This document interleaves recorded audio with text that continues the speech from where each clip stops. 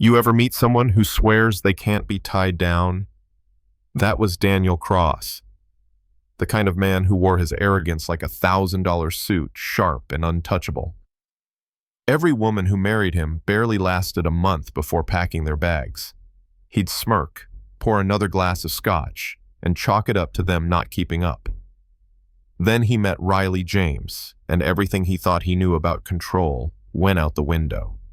It didn't happen on some perfect Saturday night with champagne and candlelight. No, it was a Tuesday. One of those quiet gray Tuesdays where the city felt tired. Daniel had just come back from one of those board meetings where rich men say a lot but mean nothing. He loosened his tie, already running through the rest of his night in his head, until he stepped into the bedroom. She was there, stretched across the bed like she owned it. Wearing one of his crisp white dress shirts, sleeves rolled the hem, brushing her thighs. Hair damp from the shower, flipping lazily through a magazine. She didn't even look up when he stopped in the doorway. "You raid my closet?" he asked, voice lower than he meant. "Yours was cleaner than mine," she said, still reading, and softer. He took a step closer. "Pretty sure that's not how this marriage works." She finally met his eyes, that spark in her gaze sharp enough to cut glass. "Remind me. What's the rule?" "Oh, right. I don't follow rules I didn't agree to." He should have laughed, should have thrown back some cocky line, but instead he kissed her. Not a quick, smug kiss like before. This was slower, deliberate, like neither of them wanted to win for once. Somewhere between her hands sliding into his hair and his tie hitting the floor, something shifted. And Daniel Cross, the man who led every game, found himself listening, following her cues instead. The next morning, she found a mug of coffee on her nightstand. He was leaning in the doorway, smirking. "Look at you being all considerate," she teased. "Don't get used to it," he said, climbing back into bed. Too late. After that, the little things started changing. He opened doors for her without rolling his eyes, carried grocery bags without being asked, let her pick the music in the car, and didn't complain when she played a playlist called Sassy Girl Energy. Even gave up his mountain of plain Greek yogurt for her vanilla bean, which he hated. His mother Eleanor caught on fast. One night at dinner, she leaned across the table. "Who are you, and what have you done with my son?" "Maybe I'm evolving," Daniel said. Her knowing smile was almost smug. "Or maybe you're falling in love."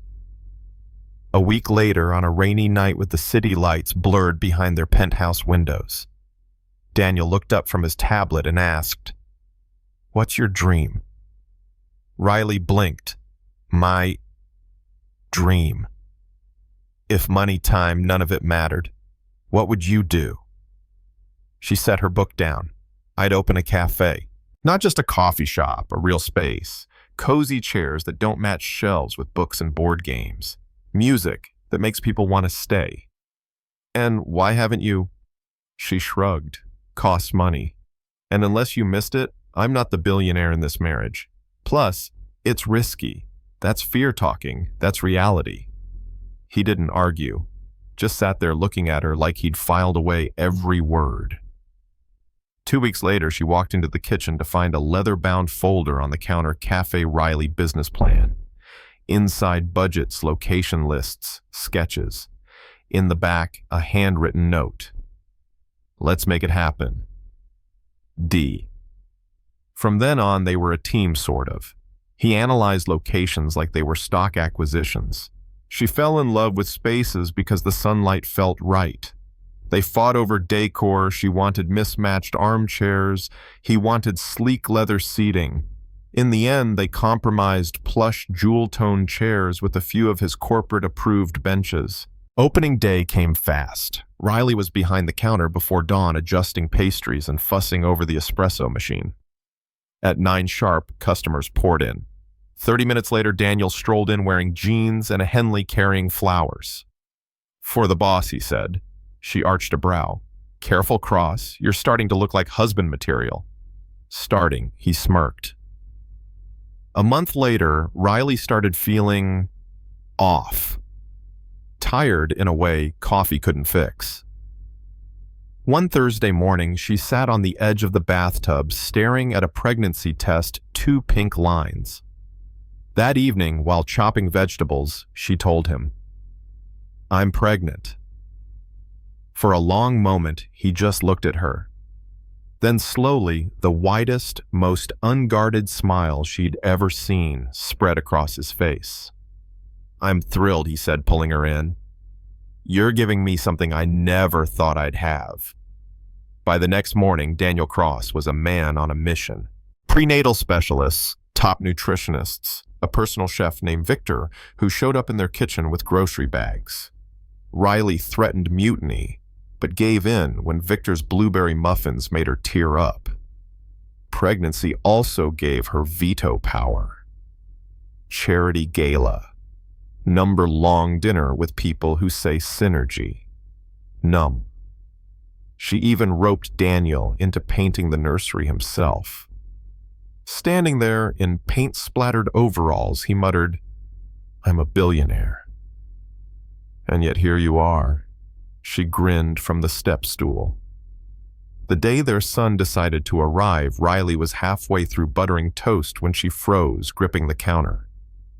"What is it?" Daniel asked, already on his feet. "I think we're about to have a baby." 5 minutes later, they were in the car, Daniel driving faster than he ever had without a sports car involved. At the hospital, he hovered, barked at nurses when ice chips were late, and never once let go of her hand.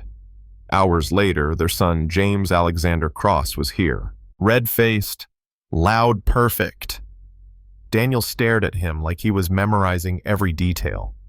Back at the penthouse, nights blurred into a rhythm of feedings and diaper changes. At 3 a.m., she'd find Daniel pacing the nursery, whispering about quarterly goals to a baby who couldn't hold his head up. One night, she caught him sitting in the dim light, James asleep on his chest. "You should be sleeping," she whispered. "I don't want to miss anything," he said, eyes never leaving their son. Weeks later, when the baby finally slept through the night, they collapsed together on the couch. He took her hand, thumb brushing her knuckles. "You gave me a family," he said quietly, "and I never thought I wanted one. Until you." She smiled. "Told you I'd tame you." He shook his head. "You didn't tame me. You made me better." And here's the thing, some people will say Riley changed him. Others will say he was always capable of it, he just never had a reason. I'm curious, do you believe people like Daniel Cross can really change, or do they just choose who they show their best self to? Drop your thoughts in the comments. I've got a feeling this one's going to spark some debates.